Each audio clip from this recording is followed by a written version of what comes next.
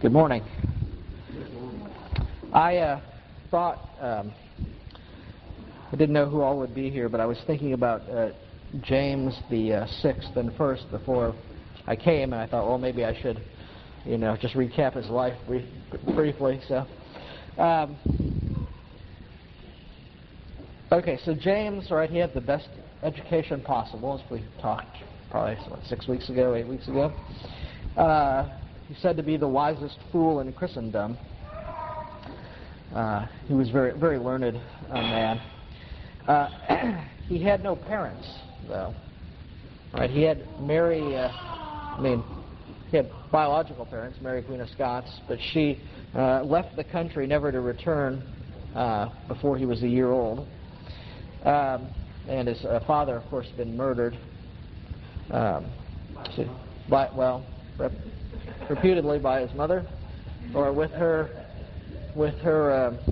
or by her lover. So, and the fact that he had no parents, he was very sort of undisciplined in some respects. Well, he did learn to be disciplined in a few manners. He learned to be very disciplined when lying to people. He had several occasions where he had to really sort of act one way and pretend one way while really plotting out some kind of strategy. He craved love and found it, as it were, in men. So he, from early on, he had all these string of homosexual favorites. I don't intend to recount the history of each one, but at the same time, Christianity was sort of I'd call it an intellectual matter for him. I mean, he wouldn't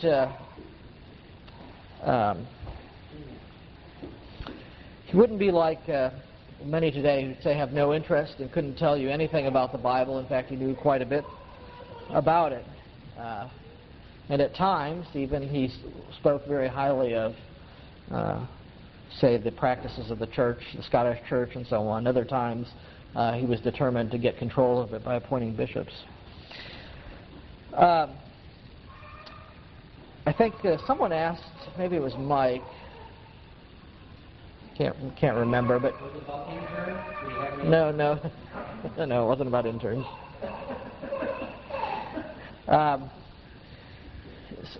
Someone had asked why he didn't just go along to get along a little better with the church, and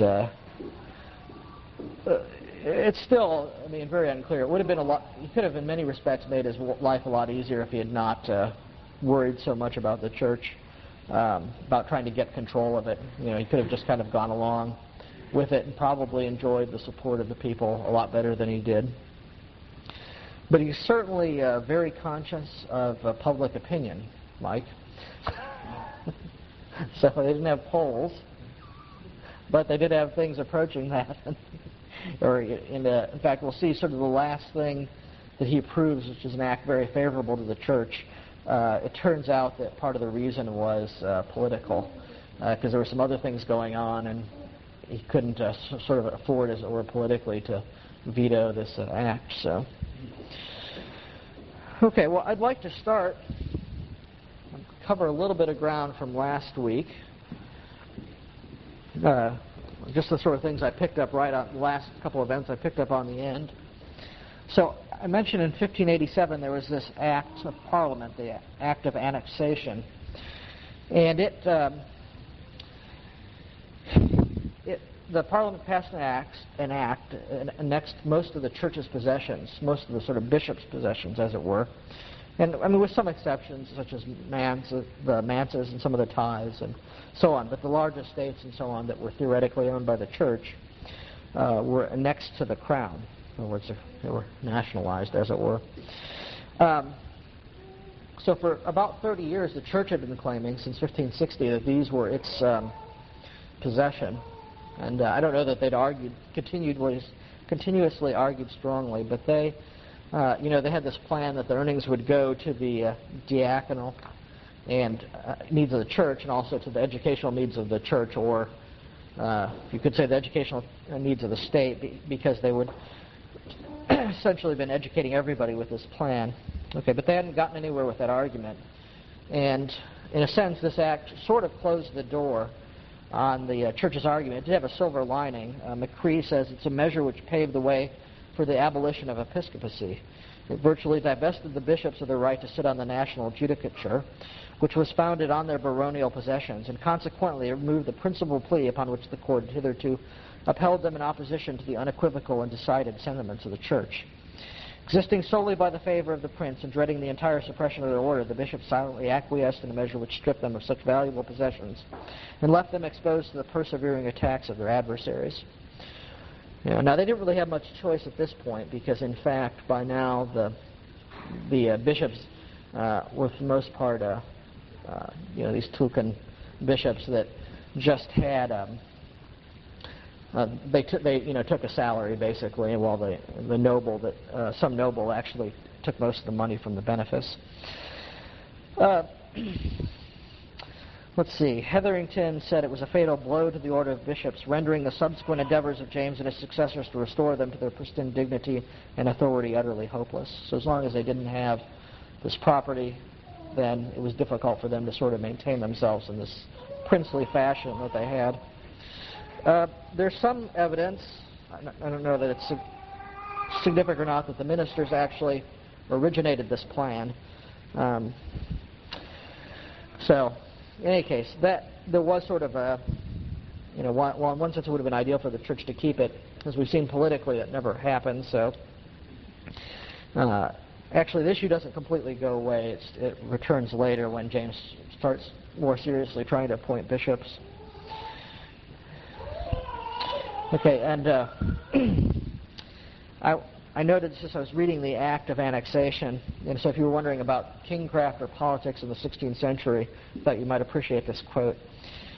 "And His Highness, for the great love and favor which he bears to his subjects, being no ways minded to grieve them with importable taxations, especially for his royal support, it is found most meet and expedient that he shall have recourse to his own patrimony, disposed of before."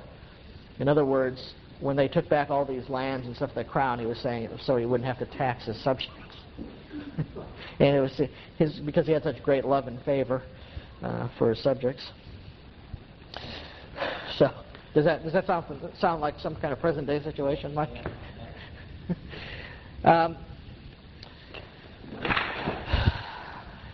About this time, actually next year, 1588, start to see the church in England starts to seriously critique the Scottish church, or at least the bishops in the English church. And probably in 1587 it wasn't all that important, but later this is the sort of line that James took when he became King of England also. And let's see, there was Dr. Bancroft, an aspiring ecclesiastic. He preached a sermon to Parliament when they met, and just to give you an idea, this is McCree's description of this. He said, "All the topics of declamation calculated to excite prejudice are carefully collected and employed with no small art. Puritanism is the offering of a spirit of pride, ambition, covetousness, and insubordination. Puritans are coupled with the worst heretics in ancient or modern times. All those writings which contain sentiments less favorable to monarchical government, whether published in Britain or on the continent, are imputed to them. The jealousy of the Queen is aroused by representing them as enemies to her supremacy. The nobility are alarmed by being told that the recovery of abbey lands was aimed at. And the gentry and commons are frightened with the inquisitorial powers of the Presbyterian discipline. All are warned to avoid such pests to society, and magistrates are called on to use their authority to restrain and punish them." This is a quote here. "If they, the puritanical geese and dogs, will gaggle and make a noise in the daytime without any cause, I think it very fit that they be wrapped in the shins." That's a quote from the sermon that he preached. Okay, and then not contented with exposing the evils of Presbyterian in the way of general argument and with confuting such as maintained it in England, the author of the sermon makes a direct and willful attack on the government and discipline of the Church of Scotland. The reformer, whom the Scots held in veneration, is stigmatized as a man of contentious humor and perverse behavior. Knox did have a pretty good sense of humor, but I don't think he had any kind of perverse behavior. And an odious picture, borrowed from the distorted representations of Adamson and Brown, is given of the proceedings of the ministers and church courts in Scotland during their late dissensions with the court. They took it upon them to alter the laws of the land without the consent of the king and estates, threatened them with excommunication, filled the pulpits with seditious and treasonable doctrine, utterly disclaimed the king's authority, trode upon his scepter, labored to establish an ecclesiastical tyranny of an infinite jurisdiction, such as neither the law of God nor man could tolerate, which was the mother of all faction, confusion, sedition, and rebellion, and an introduction to Anabaptism and popularity. Okay, instead of one pope and some lord bishops in name, they had set up 1,000 worldly tyrants who disclaimed the name. Okay, I think it gives you an idea of the sort of sentiment, not of the whole English church, or even of, say, the whole Parliament or the Privy Council in England, but at least sort of one perspective of, say, the Scottish church or the English church hierarchy on A, Puritanism, right, which was very popular in Scotland or in England, and B, Presbyterianism, which of course had reached sort of its highest fulfillment or establishment to date in Scotland. So, anyways, this becomes more of an issue later on. The Scottish divines actually decided not to reply formally. There were some informal, there was individual responses that were published, but no sort of formal pronouncement from the church. Okay, and let's see, we mentioned the Spanish Armada last week, right? Now, the sort of great concern leading up to that. Let's see, in 1588, James was busy commenting on the Apocalypse, on Revelation, and demonstrating by arguments drawn from that book that the Pope was Antichrist, while Jesuits and seminary priests were seducing his subjects from their allegiance and preparing them for revolt on the first appearance of a foreign force. So, he was sort of fiddling while Rome burned, so to speak, or was getting ready to burn. Andrew Melville, who was then moderator of the General Assembly, called a special meeting of the Assembly, basically to consult on how best to meet the need of the hour. And you might recall that this assembly was actually a violation of the Black Acts of 1584. The assembly divided up into barons, burgesses, and ministers to sort of consider what they should do. And they came up with, I guess, a report with some findings, and they approached the king with this report, and they offered they made an offer of their lives and fortunes in order to defend the kingdom.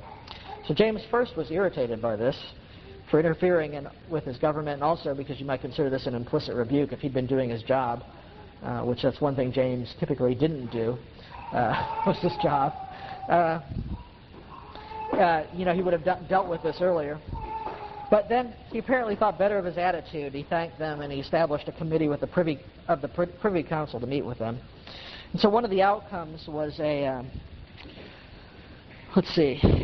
solemn bond of allegiance and mutual defense, approved by His Majesty and zealously promoted by the ministers of his church, was sworn by all ranks.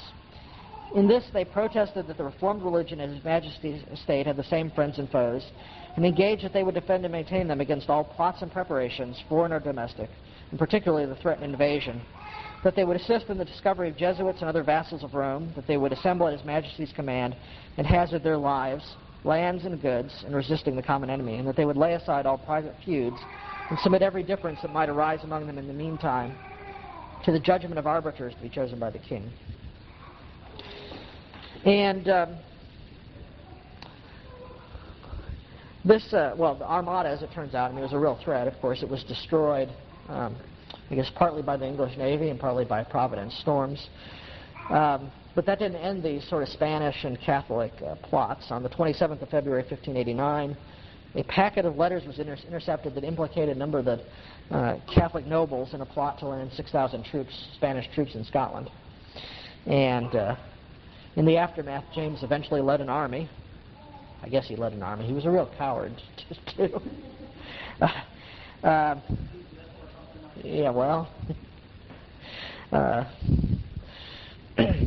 There is a story where a scuffle breaks out behind him and the swords are drawn and the two guys go at it. He jumps into the nearest shop, which turns out to be a tannery, where to his great embarrassment he fouls his breeches. That was him writing.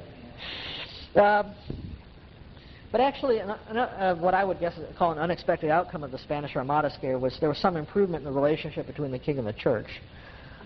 So much so that when he left, on the 22nd of October 1589, he sailed for Norway with the purpose of marrying Princess Anne of Denmark.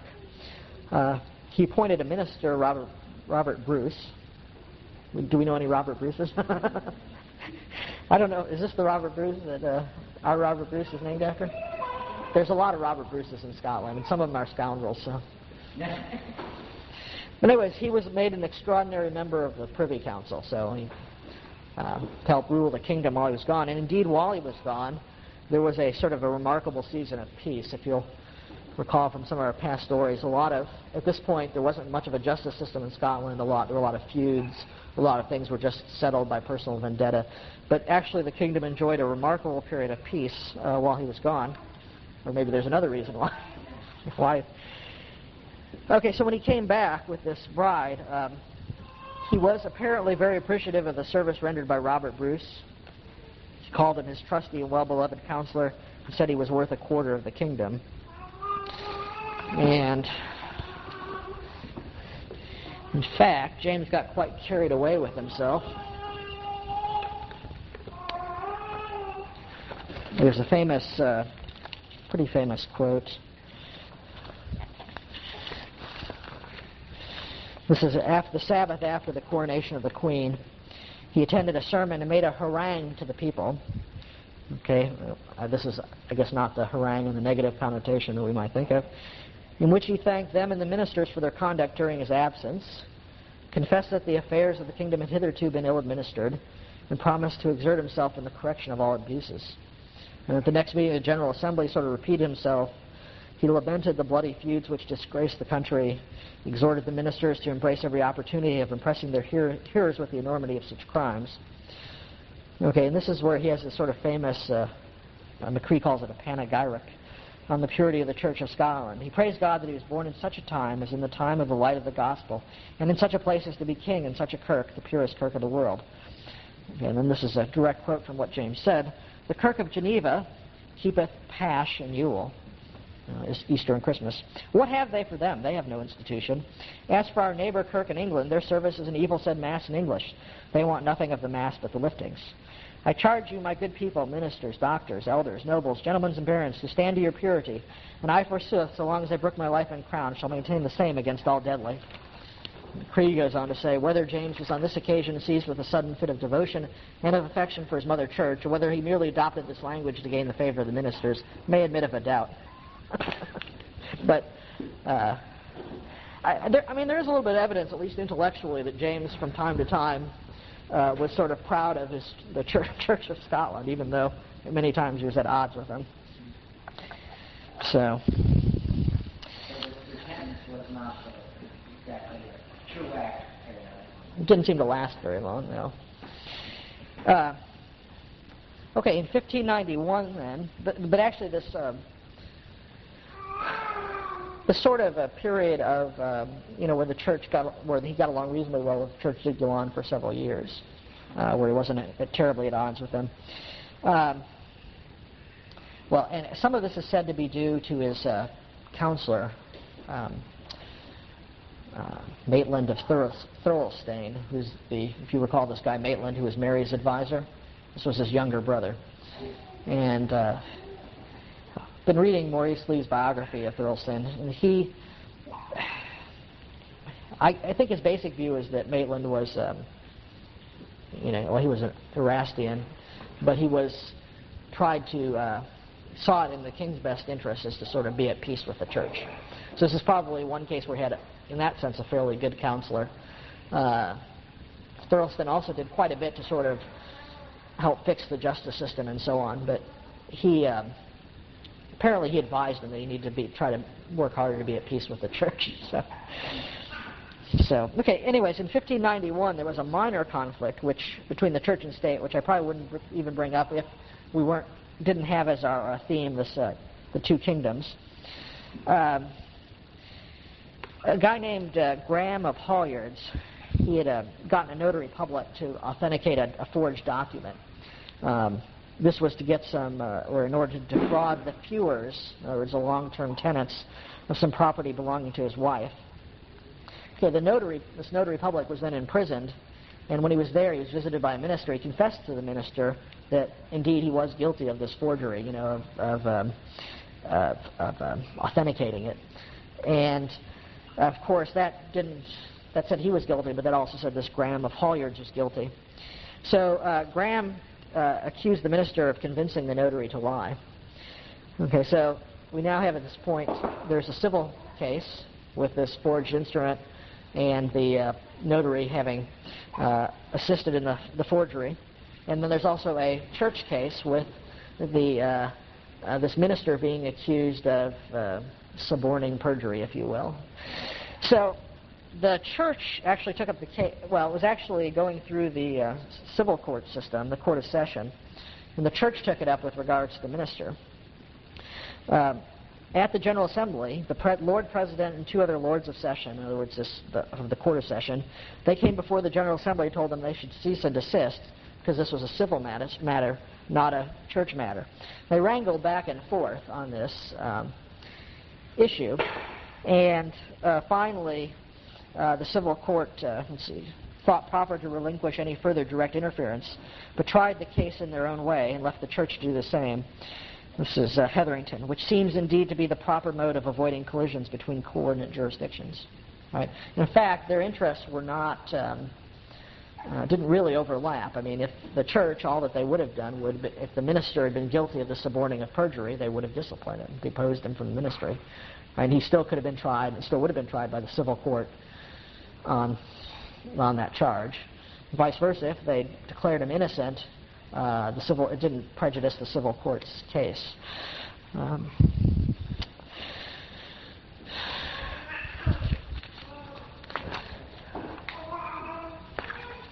Okay, I've got a note here. I almost hesitate to bring this up, but just as an aside, about the same time period, from the time that James returned he returned from Denmark, went to Norway, and then traveled to Denmark, then came back. From the time that he returned, for some time after that, he had a very serious interest in witchcraft, not in doing it himself, but rather in finding out witches and so on. Actually, what had happened was that there was a lot of witchcraft going on, and when you have basically whenever that happens, these sort of outbreaks, then sort of witchcraft hunting or witch hunters are bound to follow, and they used many of the sort of discredit means that we would think of as discredited to hunt witches and to extract confessions from them and so on. But I guess part of the reason I bring it up, I was in Massachusetts last week, where there's this big thing about the Salem witch trials, which were roughly at the same time. Well, James was, extremely interested in this, and actually, sat in on some torturing sessions and so on, and made suggestions as to how to get the truth out of these people. What may have particularly piqued his interest is that there was some of the stories were that there was witchcraft being used to get rid of him. So, anyways, it's fairly interesting. At the same time, the Earl of Bothwell, okay, not the old Earl of Bothwell who went off and died insane in a prison in Denmark, his successor, who I think is his son, but I guess don't know for sure if it is or not, was quite a character, and he really terrorized James. Well, he did. He was somehow implicated in using a sorcerer, although whether or not this is actually true, I don't know. But he had no respect for James at all at one point.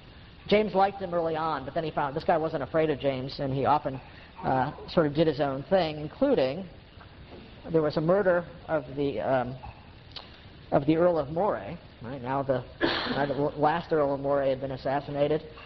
The good regent. Well, this is the son of the good regent. He was murdered by a Catholic noble, I think, as I recall, the Earl of Huntley. Maybe not personally, but I think that's the tie-in. Anyways, Bothwell, for some reason, was going off and going to revenge this crime. And There's a long story where he was put in prison and he escaped, and he kind of came and went through Edinburgh as he chose, and James was apparently quite afraid of him. But, okay, well, anyways, that's just sort of an aside. Maybe more to do with the witchcraft thing, but... okay, with the king looking on the church still with comparatively good favor, it was thought to be an opportune time to reverse some of the Black Acts of 1584 and some of the problems that they had. So the General Assembly met on 22nd of May, 1592. They drew up a list of requests. When Parliament met in June, they took up the requests and they passed an act, sometimes called the Golden Act, in contrast with the Black Acts. And let's see, Hetherington calls it the Great Charter of the Church of Scotland. And writing, even in the 19th century, said that a lot of the Church's liberties are based on this particular act. Okay, the provisions included a number of things. It recognized, or in the words of the Act, ratified and approved the General Assemblies, provincial synods, presbyteries, and kirk sessions as legitimate, and their discipline as legitimate, approving their meeting once each year or as needed, for the General Assembly twice each year for synods, and meeting frequency for presbyteries and kirk sessions were not specified. There was a catch here, right? And so as long as the king or his commissioner was present in the town when the assembly was held, or particularly when the assembly was ended, they would appoint the time and location of the next assembly. If neither was present, then the church could do it. So early on, it wasn't a big deal, right? As long as they were there, and it was just a matter of setting the location, the time for the next meeting. It was no big deal. But James later used this to prevent the General Assembly from meeting at all. So, okay, the Black Acts weren't completely repealed, but a lot was given up. They shall no way, let's see, this is a quote from the Act, they shall no ways be prejudicial nor derogat, I didn't translate that, anything to the privilege that God has given to the spiritual office bearers in the kirk concerning heads of religion, matters of heresy, excommunication, collation or deprivation of ministers, or any such censures, especially grounded in having warranted the word of God. So, in other words, instead of saying that the bishops were which is what the Black Act said, the bishops were the ultimate authority for ecclesiastical matters. It says here specifically the church office bearers are, not the bishops. It repealed some Catholic acts previously enacted. It annulled the Black Act that granted commission to bishops and other judges constituted in ecclesiastical causes to reserve His Highness's presentation to benefices, to give collation thereupon, and to put order in all causes ecclesiastical. So, sort of the opposite of what we just read, or the negative. So it really puts the spiritual authority back in the hands of the church officers. The second book of discipline was not explicitly ratified, although some of it was implicit in the Act itself. There were some issues left unresolved, and that included the property that had been annexed by the Crown. The present situation was that the king held the properties and that he could use the income from thereof to pay bishops or whoever. Wasn't a final solution. Payment of the ministers. The ministers were still very poorly paid because of this sort of inadequate funding system where they took a lot of the tithes and so on and used them for other things, they being the nobles that had control over who got the benefices. Also, representation in Parliament was not settled. And historically, the Scottish Parliament had been made up of three estates: the nobles, the representative of the burghs, the larger cities, and the church. Right? And the basis of the representation wasn't perfectly clear. In fact, I think a quote from McCree at the beginning sort of supports this idea. Let's see. This is about the Act of Annexation. It virtually divested the bishops of their right to sit on the national judicature, which is founded on their baronial possessions. So if that's the basis of it, the reason they're in Parliament is because they own this property, then of course once all their property's annexed, then they don't have any business sitting in Parliament.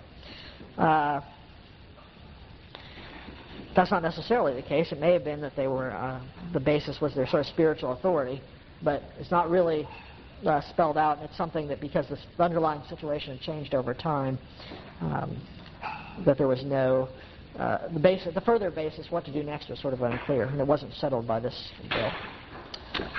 Okay, we'll stop there. Questions? Dr. Rees. Didn't the church have a bit of a full case for arguing against this annexation? Because basically they've taken over all the churches and the property from the Catholic Church. Well, right, they saw themselves as legitimate, in a sense, they saw themselves not as a different church, but as the same church reformed. But in fact, right, the way things, that was the original claim, and I haven't read anything that indicate they were still sort of pressing that claim. Right, I think they'd given up on it, and several people think that they actually encouraged this annexation because it sort of eliminated, think about all the problems they've had with bishops. Well, a lot of the problems are related to the money involved, right, that some noble wanted to get most of the money from some of this property being rented out, and so on, so he appointed, quote, he appointed a bishop, and he gave the bishop with some agreement that the bishop would get a small salary. Right? And so, from that sense, it was one of the causes of contention, and the act of annexation probably did eliminate it. So, yeah, I don't know, Simon. In any case, the upshot was that they never were able to press that claim. So, Mike. Just really two questions. You didn't mention the new queen that the king had on her. And the second one is, if you could, I don't know, how is it that your landlords were there? It seems to me that they were fighting back and forth about getting the money. It seems to me that they own land, they can tax it, and charge it whatever they want. Why are they still money? Could they not pay the tax, charge how much they want for land to the people on land? Well, it's this feudal system. So a lot of these feus, F-E-U, plural, feus, were actually long-term rental agreements, like long-term, generational type rentals or longer. So they were legally bound. They couldn't just necessarily change the agreement. James himself was often sort of not in poverty, but didn't have money to run his operation. And of course, part of that was because he gave stuff away, right? You recall when he received from Morton the estates of the Hamiltons, he immediately gave a bunch of it away. I think there's actually a story later in life that James commanded something to be given away, and his chancellor or somebody had it all put into like coin and show it to him. I can't remember that story exactly, but he was sort of very free with his money, and then he never seemed to have any. So. And how was the gal? How's it I guess okay so far. They had a number of children. Vicki knows how many children they have. 11 or something. So she wasn't. I don't know all that much about her. She said not to be particularly bright, but could be neurotic. But beyond that, I don't. She obviously bore a lot of children. So. Now, this time, when trying to get this time frame, the idea of law being over the kingdom instead of the king over all. How long has that been going on? Like you said, the landowners are bound by the civil agreements. Why don't they just break them when they were the big dogs? They had a problem. Well, they did sometimes. They usually came up with ways to do it. So, sometimes just killing people. Yeah. How long is this idea? Yeah, well, of course, the book Lex Rex hasn't been written yet. It's still, 40, 50 years in the future. I really don't know the whole history of the idea. In Scotland, it's clearly been around since the Reformation, so say since 1560, that when the Church started having to formalize its doctrine. The idea that the laws over the king had been around. James, of course, never accepted this idea. You could in a sense say that James and his sons and grandsons were sort of the last, in the West, were the last sort of true holders of that view. So Charles I losing his head over it. James II, James's grandson, eventually being banished or exiled from the kingdom. So I don't know. I mean, the idea of laws over the king is still contested today, right? With our current president likes to think that he's above the law. So. And he is. He gets away with it. So. What's that? So far, yes. So far. I saw. Well, never mind. Well, I saw this week that he's up for being disbarred from the bar. So there's some. He's been threatened with being disbarred, so he wouldn't be able to practice as a lawyer. Not that would make much difference to him, but it would clearly be a blot on his character if he, if he was disbarred. So he's apparently filed their reply, and we wait on events to see what happens. But, what's that? Yeah, this is all on the tape. So. It doesn't. It goes through like the court there. I'm in Arkansas, so. You'll just have some police show up real early in the morning there, drawing automatic weapons. They won't do it. They'll deport the guy who's getting aside. Okay. Any other questions or discussion? Okay. Dan, would you close us in prayer?